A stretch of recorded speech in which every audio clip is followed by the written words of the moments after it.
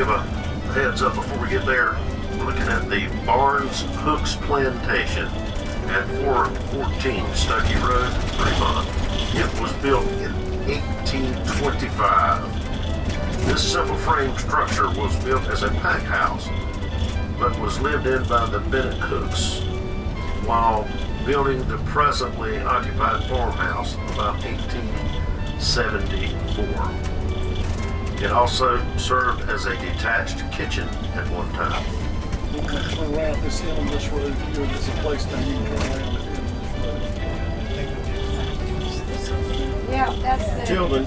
That's the old. Tilden and Charity Francis Hooks Barnes were the later owners of the farm, which is listed in the National Register of Historic Places.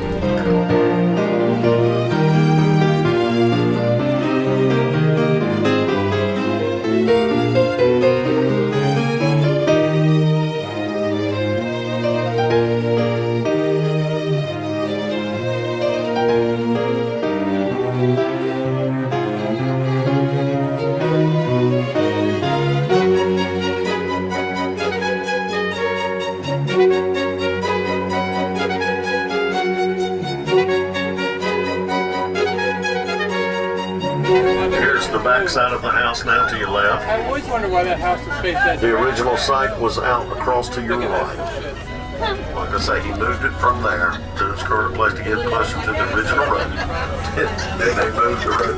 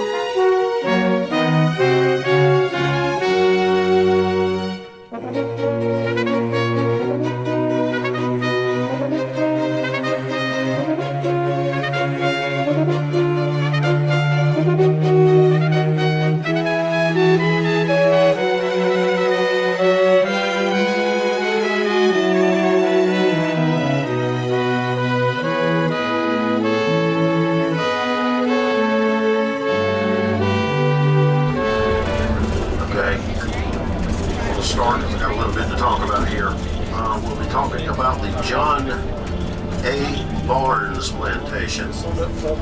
This was the first brick house in the county, located at 1216 Aycock Dairy Road, Fremont.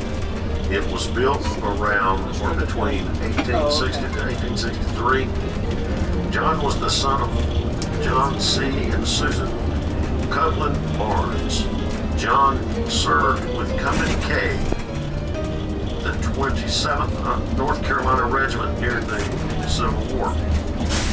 He was wounded in the Battle of the Wilderness.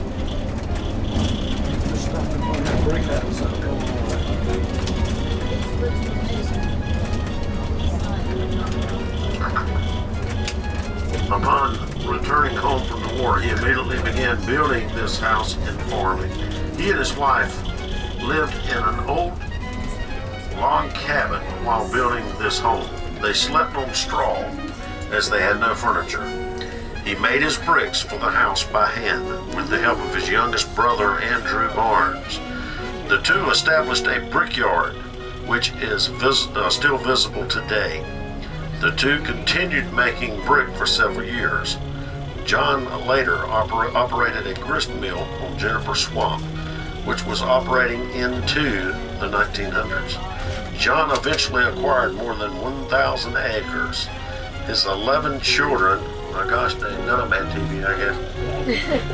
His 11 children, I say again, divided the land following his death in 1916. John's grandsons, Carl Munford of Kinley and his brother Jim, owned the farm for several years and worked to restore the house. It is still covered with the original slate roof and the handmade brick. The property is now owned by Carl's children, great-grandchildren of John A. Barnes.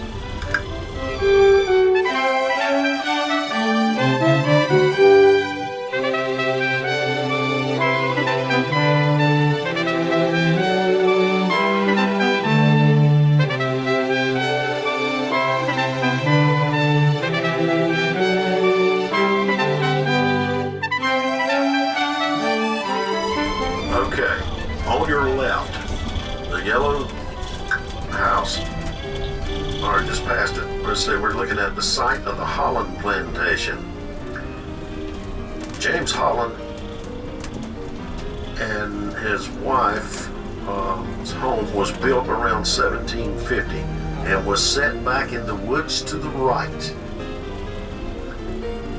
The woods to the right is where the original home set, built in 1750. James was a Revolutionary War soldier who fought at the Battle of Moores Creek.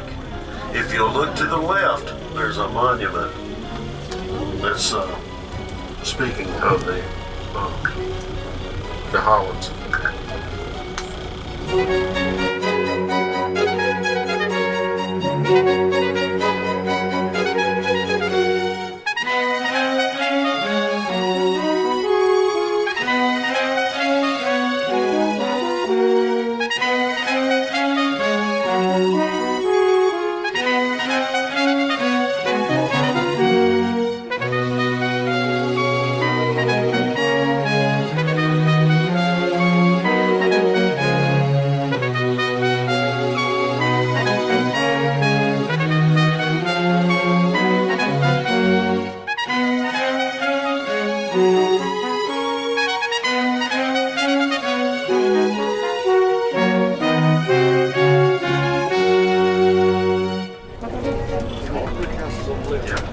On your left is the Plantation. It was the second brick house built in the county, located on 3026 Highway 581 near Fremont. This fine old brick house was constructed in 1830. It was one of only 2 brick houses in the county built before the Civil War. It still stands on its original location and what was once the thriving community called Pinckney's Crossroads. Bricks for the house was made in the brick kiln operated by the Barneses, and which also made John A. Barnes's first brick home. Almost all of the original exterior elements survive, including the small hip-roofed front porch. The decorative window surrounds are a unique feature of this house.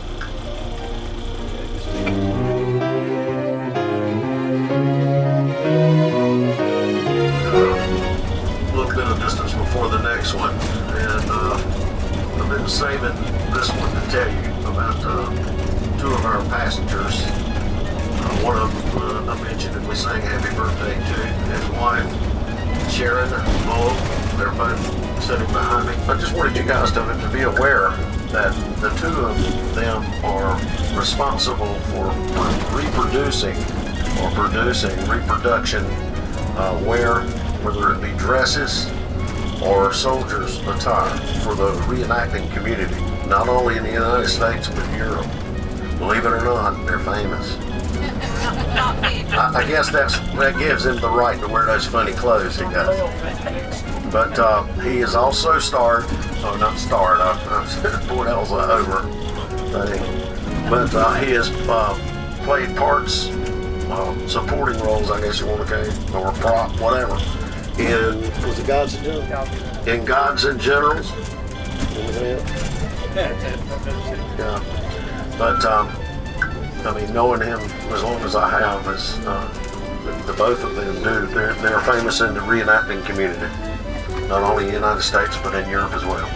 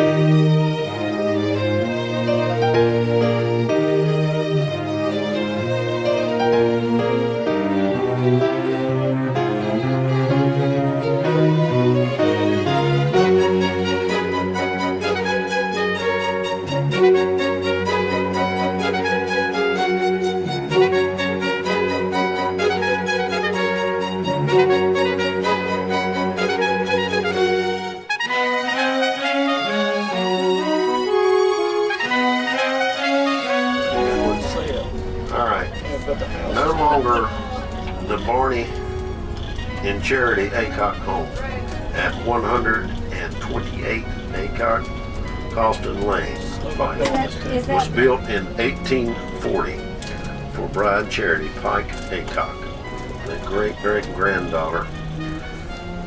Max Edward Aycock and his wife Sonia restored the house, and Max endured 2 open heart surgeries. He developed a hobby of visiting Civil War sites as a diversion. This is the house on the left. The house on the left is the house. It was moved from where the tree was to where it is now. It is to the left.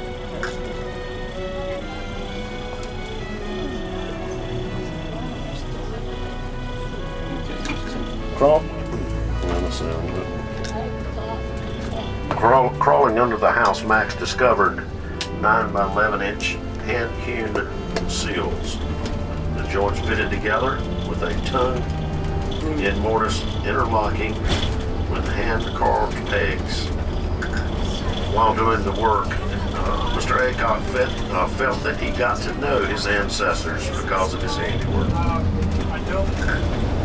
With the help of his North Carolina kin, Max Aycock put on a new roof. The originals had been stripped by Hurricane Lloyd. He insulated the walls, replacing the siding and making numerous other improvements. The house now houses pictures, diaries, stories, and artifacts of the Aycock family. They plan to pass this heritage on to their children and to future generations.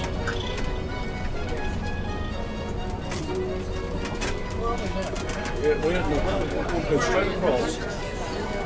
We're at Nahana. We're at Nahana School.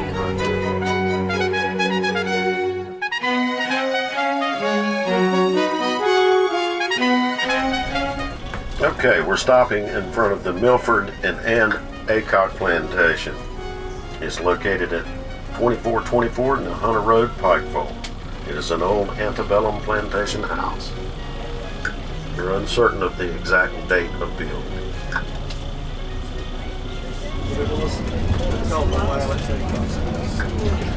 This particular house on the left, as we're turning to the right, is not listed on our tour, but it was the Baker Plantation, later bought by the Aycocks, and a lot of the Aycock family has been raised in that house.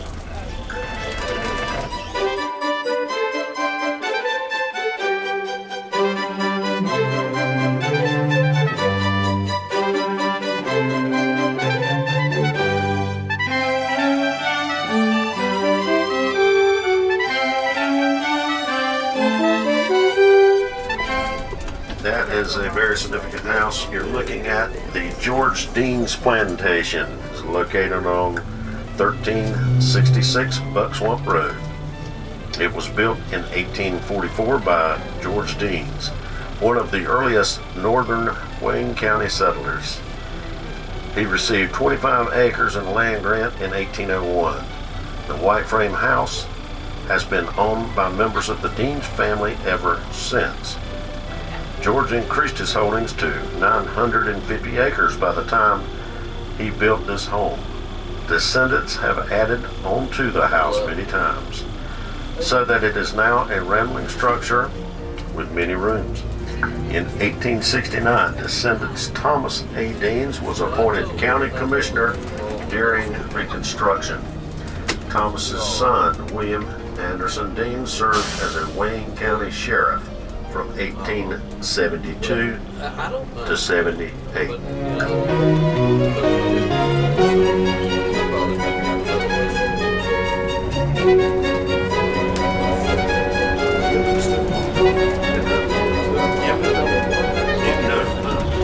Okay, coming up across the bridge. On the left. On the left, we're looking at the John Sasser's Plantation, located on Claridge Nursery Road. It was built in 1800 above the Little River as a rare example of federal architecture in Wayne County. John Sasser was the third generation of his family to own this tract of land. His grandfather had received a 90-acre grant in 1780. The first county court was held here on this site in 1780. Most likely there was a smaller house at the location when court was held there. The exterior remains unchanged, but some interior changes included 2 elaborate mantels have been removed.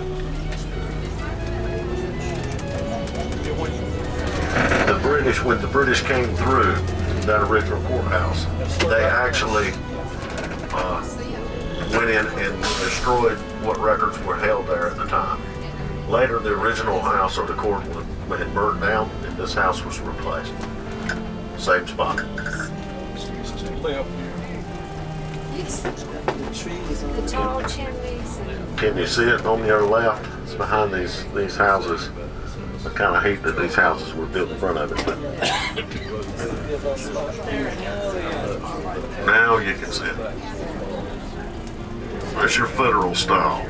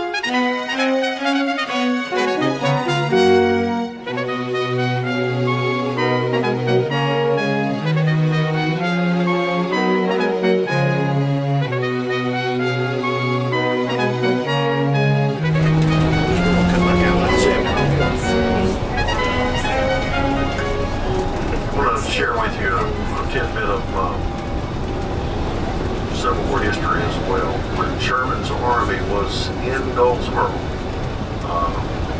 as far as atrocities go, as far as rape, there were very few accounts verified by his army, even though they had gone, with a larger force now in an unprotected area. But there was one case of Private Peoples from New York. He was a cavalry private. He was court-martialed by Sherman's court-martial group and sentenced to be shot. He was by the death man's march tune. He was marched out just the other side of the bridge here, right behind the old water plant, and was executed by firing squad and buried right where the water plant is now.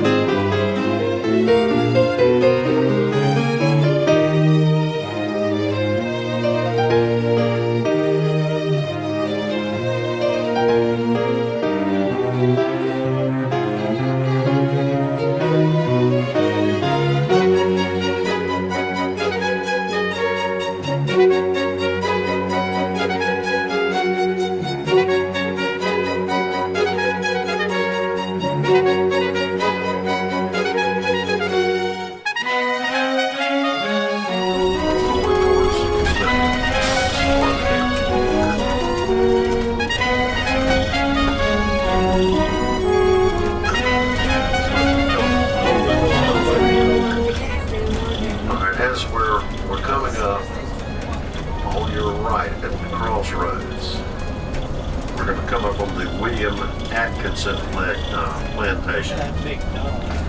It's located on the old Smithfield Road near Princeton. It was built in 1850 by William Francis Atkins, a son of John Atkinson of Johnson County. All four of John's sons built large homes for themselves. This will come into play what I'm fixing to tell you after. Just remember he had four sons. Williams is of late Greek revival style and was set among giant oak trees. It is now owned by Judy and Marshall Lewis, who have restored it to its original splendor. Some of you may remember him as the music teacher at Wade Community College. One of Williams' brothers built a fine home in Goldsboro that's been torn down. The house is on your right. Coming up.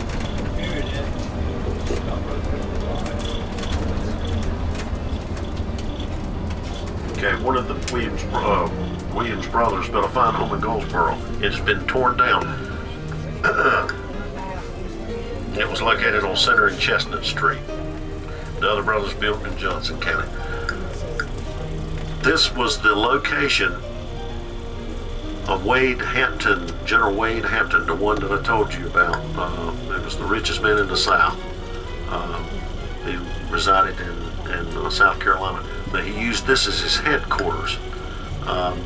From this position, he kept all of the Confederate cavalry,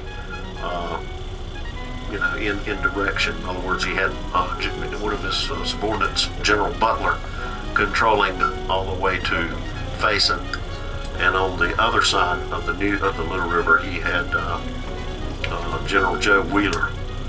But there are saber marks that were scraped into the side of the wall here.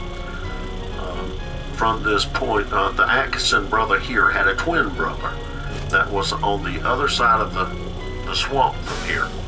When the Union soldiers were coming through, they talked to his twin brother and got the information what they had from him. And as they crossed over, they thought they had run into him again, and they started to hang him for spying. But then they were finally convinced that it was his twin brother over here. But they thought that he had slipped out and were trying to warn people in front. Interesting story.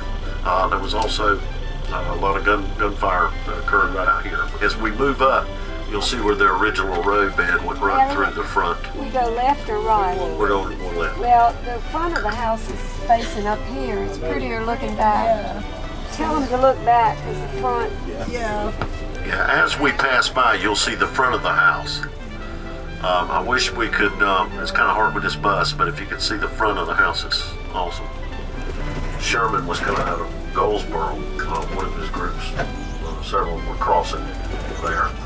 The Confederates under Colonel Whitford of the 67th North Carolina burned the bridge, which was called Cox's Bridge at the time.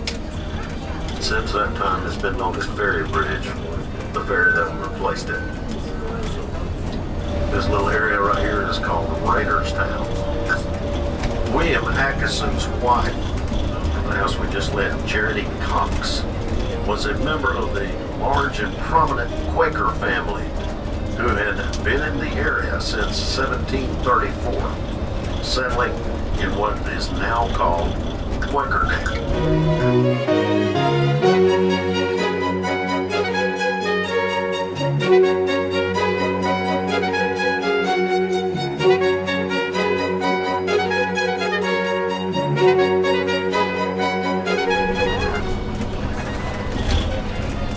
To your left, on both sides of this creek, was also a large encampment for General Sherman's army. With a lot of artifacts found on both sides. Okay, this coming up on the right, the house that's in the field with the windows boarded up. That is the Lafayette Sasser House. It was built in 1850. This late Greek revival one-story house was built by Lafayette Sasser, a descendant of John Sasser, whose home we passed earlier, right there at the Little River crossing. The fancy sawn work porch is a unique exterior feature of this otherwise plain frame house. Brackets above the doorway appear to be original, but the craftsman style side lights were added in the 1900s. They're covered up. Most of the homes, it is now with the boarding. Most of the home's original interior features were removed years ago. But I can add on a lot of the early maps, this is plainly shown as a landmark. And right here at this intersection, Confederate troops were turned down towards Rosewood, down the road to the left, where they had repelled Union forces coming out of Goldsboro, but they were backed up to this point, and they hooked to the left. There were several Confederate troops killed in this engagement. Troops were coming across Kennedy Bridge, which is down from the bridge down across the little river. He described looking out across this bottom to your right, and he called it the Meadows 150 years ago. Or they've logged it since I've seen it last.